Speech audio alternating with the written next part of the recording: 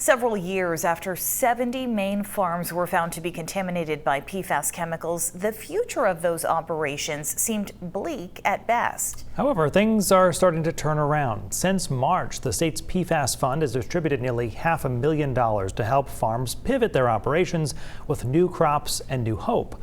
News Center Maine's Vivian Lee shows us how from Unity. For Sue Hunter, farming is in her DNA, milking her first cow at 17. A legacy this grandmother almost had to walk away from a few years ago. My whole family has farming in their blood, and they did not want to give up on it. The soil, crops, livestock, and water on her former dairy farm was tainted by forever chemicals known as PFAS.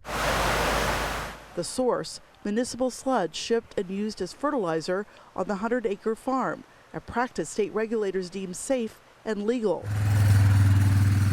But she is finding a new way to plow forward. Research has found that in some crops like corn, the stalk absorbs the chemicals, not the kernels. The grains seem to be not being affected by the PFAS and are being able to be used. And the corn as well? And the corn as well.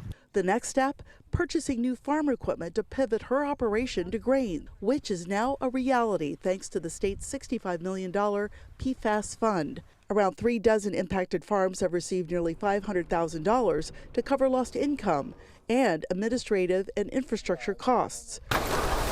3 operations have applied for buyouts from the state.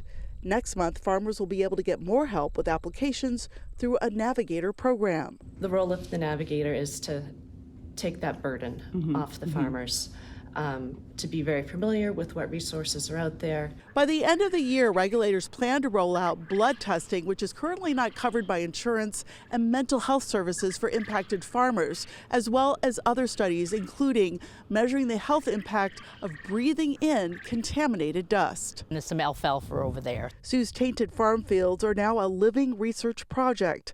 UMaine scientists and graduate students are growing different varieties of forage crops, as well as corn and grains. They will be tested to see how much chemicals are taken out of the soil, answers for a farming community that has so much on the line. We need to find a solution, or at least make it so that it's worthwhile for us not to lose land.